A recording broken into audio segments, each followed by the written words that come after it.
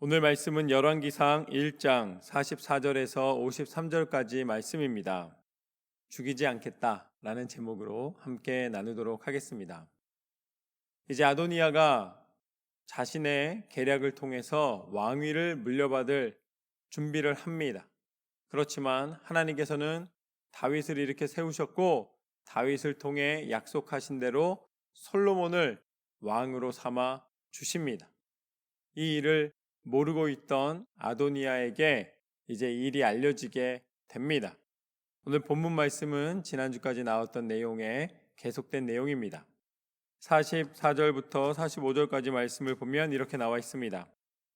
왕께서 제사장 사독과 선지자 나단과 여호야다의 아들 브나야와 그렛 사람과 블렛 사람을 솔로몬과 함께 보내셨는데 그들 무리가 왕의 노새에 솔로몬을 태워다가 제사장 사독과 선지자 나돈이 기온에서 기름을 부어 왕으로 삼고 무리가 그곳에서 올라오며 즐거워하므로 성읍이 진동하였나니 당신들에게 들린 소리가 이것이라.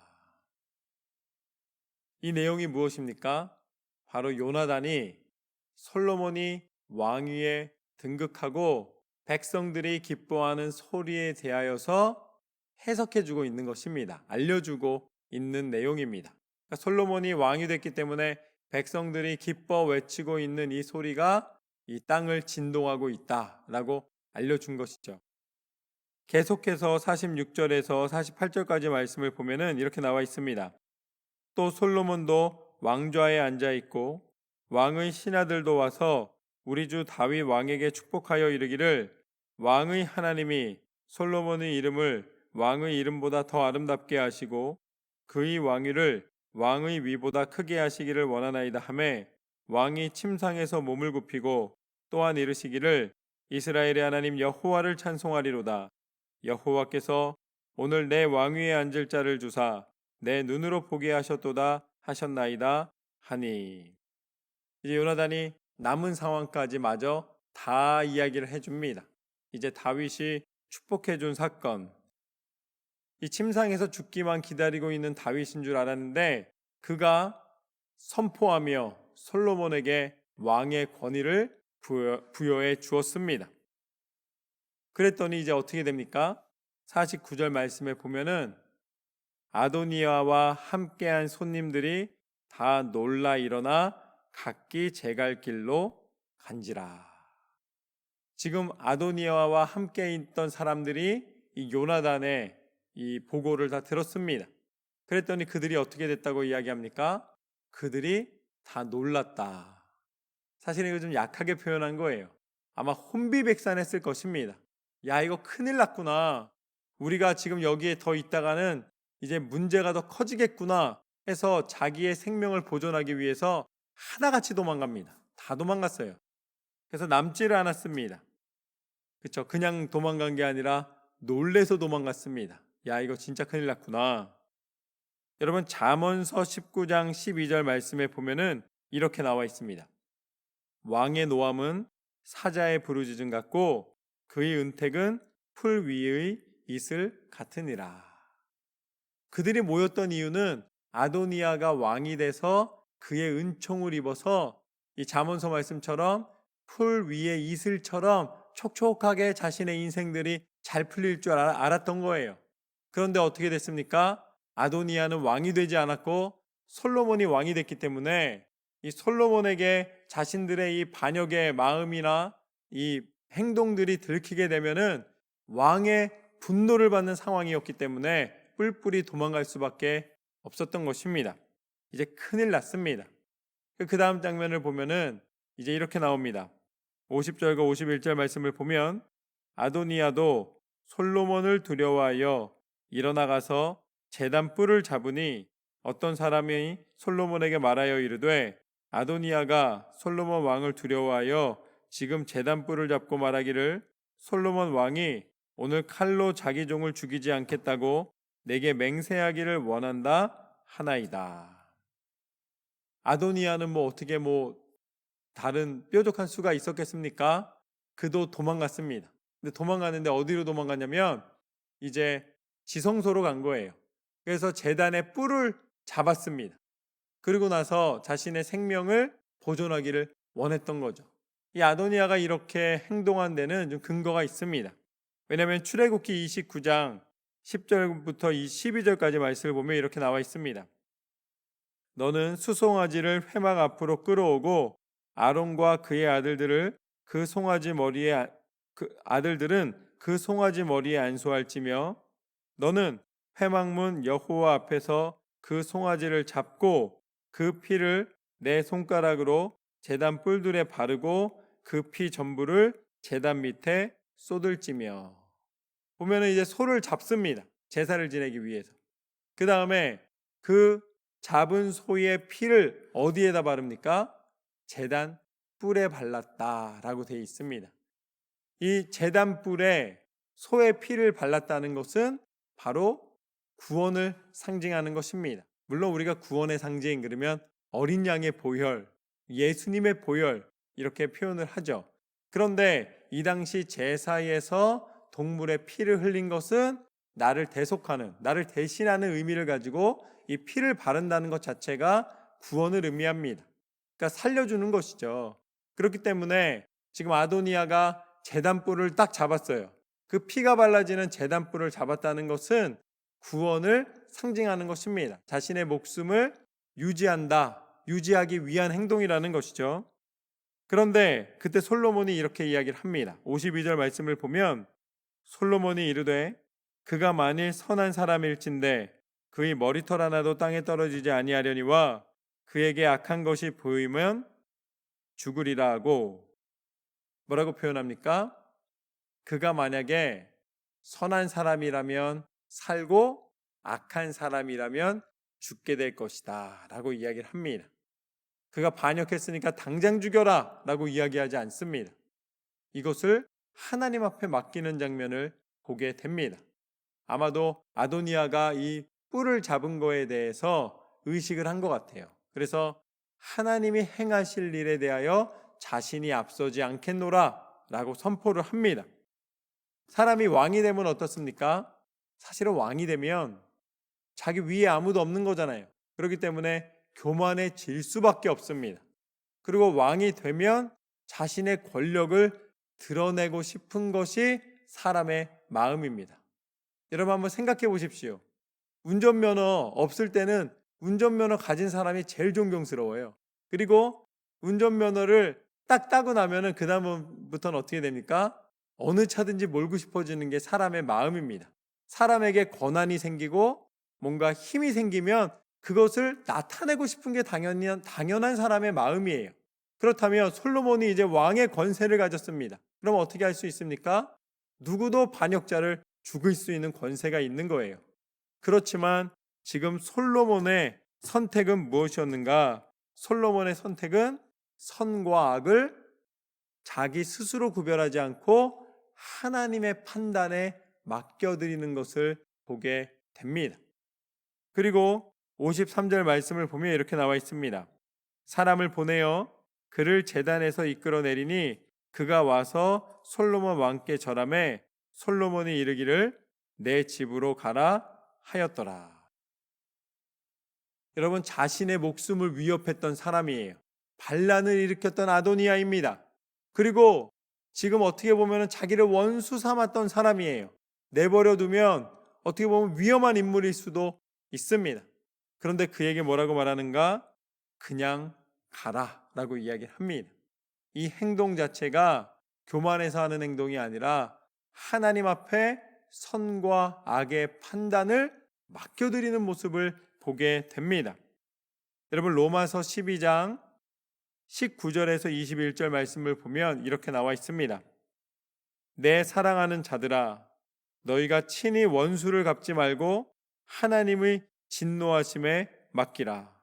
기록되었으되 원수 갚는 것이 내게 있으니 내가 갚으리라고 주께서 말씀하시니라. 내 원수가 줄이거든 먹이고 목마르거든 마시게 하라. 그리함으로 내가 숯불을 그 머리에 쌓아 놓으리라. 악에게 지지 말고 선으로 악을 이기라. 사도 바울이 로마서 말씀을 통해서 분명히 하나님의 뜻을 전해주고 있습니다. 너희는 친히 원수 갚지 말고 하나님께 맡기라. 악에게 지지 말고 선으로 악을 이기라. 여러분, 선함이라는 표현 안에는 하나님의 판단이 있습니다. 하나님의 행하심이 있는 거예요. 그렇기 때문에 하나님께 맡겨드린다는 의미입니다. 우리가 할 수 있다 할지라도 그곳에서 다시 한번 기도로 나아가는 것이 믿음의 사람의 믿음의 길입니다. 다윗이 수없이 많은 순간 사울을 죽일 수 있는 기회가 있었습니다. 그러나 다윗이 분명히 고백합니다. 하나님이 기름 부어 세우신 저 왕을 내 손으로 죽이지 않겠노라. 하나님의 판단에 있노라. 스스로 어려움을 선택했고 스스로 목숨의 위기 가운데 있었지만 끊임없이 더 큰 기준은 하나님의 기준이었습니다. 하나님을 바라보며 하나님을 의지하며 하나님의 뜻대로 순종하며 나아가는 사람에게 하나님의 축복과 은혜와 하나님의 능력을 허락하여 주시는 줄로 믿습니다. 오늘 솔로몬이 그렇게 하나님을 고백하는 것입니다. 그래서 이제 하나님의 뜻 가운데 결국 솔로몬은 하나님의 사람으로 하나님이 세우신 왕으로 등극을 하게 되는 것입니다. 그냥 다윗이 기름 부었기 때문에 세워진 왕이 아니에요. 그렇게 세워진 왕은 많습니다. 물려받은 왕위를 가지고 자신의 권력을 부렸던 왕은 너무나 많아요. 그러나 왕위를 얻는 것보다 더 중요한 것은 그 왕위에서 하나님의 뜻을 분별하여 순종하는 것입니다. 그렇게 하나님께서 우리 가운데 진정한 승리, 진정한 하나님의 능력, 선으로 악을 이기는 그 은혜를 베푸시고 보여주셨습니다. 그분이 누구신가? 그분이 바로 예수 그리스도이신 줄로 믿습니다. 마태복음 말씀을 보면 이렇게 나와 있습니다. 예수님이 잡혀가시는 장면이 나와요. 마태복음 26장 말씀을 보면은 51절부터 보면 예수와 함께 있던 자 중 하나가 손을 펴 칼을 빼어 대제사장의 종을 쳐 그 귀를 떨어뜨리니 이에 예수께서 이르시되 내 칼을 도로 칼집에 꽂으라. 칼을 가지는 자는 다 칼로 망하느니라. 너는 내가 내 아버지께 구하여 지금 12군단 더 되는 천사를 보내시게 할 수 없는 줄로 아느냐. 베드로였죠. 이제 베드로가 예수님을 잡으러 온 군사의 이 한 사람의 귀를 딱 칼로 칩니다. 막으면서. 그랬더니 그 귀가 떨어졌어요. 이 귀가 상처를 입었습니다. 근데 그것을 예수님이 고쳐주시면서, 그 말고였어요. 그 군사의 이름이. 고쳐주시면서 베드로에게 이야기를 합니다. 칼로 이기려 하는 자는 칼로 망하게 될 것이다. 그것은 세상의 원리라는 거예요. 세상은 밟고 일어서야 내가 무언가를 누리고 내가 무언가를 얻을 수 있다고 가르쳐 줍니다. 그러나 하나님의 원리는 무엇인가? 하나님의 원리는 희생과 사랑과 믿음의 원리입니다. 예수님이 말씀하시잖아요. 너는 지금 내가 천군과 천사를 요청하여서 여기 모여있는 어떤 군사라 할지라도 이들을 물리칠 수 있는 권세가 있다는 것을 모르느냐. 그러나 내가 그것을 하지 않는다는 거예요. 왜냐하면 예수님의 목적은, 그럴 것 같으면 예수님은 이 땅을 진동시키고 다 심판하실 수 있는 분이셨습니다. 그러나 예수님은 권력과 힘의 왕이 아니라 사랑과 은혜의 왕, 평화의 왕으로 이 땅 가운데 오신 줄로 믿습니다. 예수님은 이렇게 말씀하십니다. 26장 54절 말씀을 보면, 마태복음 말씀을 보면 내가 만일 그렇게 하면 이런 일이 있으리라 한 성경이 어떻게 이루어지겠느냐 하시더라. 예수님은 하나님의 말씀대로 순종하시고 그 말씀의 능력을 선포하시고 그 말씀의 능력대로 온 인류를 구원하시는 그 은혜를 주시기 위하여 오신 것입니다. 그리고 그때 예수께서 무리에게 말씀하시되 너희가 강도를 잡는 것 같이 칼과 몽치를 가지고 나를 잡으려 나왔느냐? 내가 날마다 성전에 앉아 가르쳤으되 너희가 나를 잡지 아니하였도다. 그러나 이렇게 된 것은 다 선지자들의 글을 이루려 함이니라 하시더라. 이에 제자들이 다 예수를 버리고 도망하니라. 예수님은 끝까지 하나님 뜻대로 순종하셨고 위기 속에서도 포기하지 않으셨습니다. 그러나 제자들은 다 어떻게 됐습니까? 다 도망가 버렸어요. 오늘 아도니아를 따르던 무리들이 도망간 것처럼 똑같이 판단하고 똑같이 자기를 기준으로 자기 목숨만 살기 위하여서 예수님을 버리고 도망가는 모습을 보게 되는 것입니다. 그러나 예수님께서는 어떻게 하셨는가? 마태복음 27장 35절부터 37절 말씀처럼 그들이 예수를 십자가에 못 박은 후에 그 옷을 제비 뽑아 나누고 거기 앉아 지키더라. 그 머리 위에 이는 유대인의 왕 예수라 쓴 죄패를 붙였더라. 예수님은 죄목으로 유대인의 왕이라는 이 팻말이 붙은 상태로 십자가에 달려 죽으셨습니다. 사람들은 그것이 조롱의 이유였고 그것이 죄목이었습니다. 그러나 하나님은 그 유대인의 왕이라는 명패가 사실이 되도록 우리를 사랑하시사 우리 가운데 참 사랑의 능력과 그 보혈의 능력으로 우리를 씻어주시기 위하여서 십자가의 모진 고통을 다 이겨내시고 마침내 죽으시기까지 그 사랑을 포기하지 않으시고 순종하신 줄로 믿습니다. 그것이 예수 그리스도의 사랑의 능력입니다. 예수님은 십자가 위에서 완전히 죽으셨습니다. 그러나 사흘 만에 다시 부활하시사 부활의 첫 열매가 되셔서 우리를 사랑하신, 우리를 구원하시는, 우리 가운데 베푸시는 그 모든 은혜를 말씀대로 허락하여 주신 줄로 믿습니다.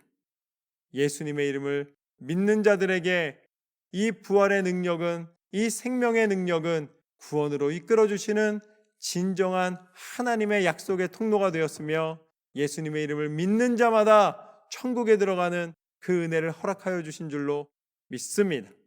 이것이 바로 하나님이 오늘 모든 사람들이 흩어졌으나 솔로몬을 세우신 것처럼 하나님의 계획은 사람의 계획과 다르고 하나님의 뜻은 사람의 뜻과 다르며 하나님께서 우리 가운데 베풀어 주신 놀라운 생명과 구원의 능력을 선포해 주시는 장면입니다.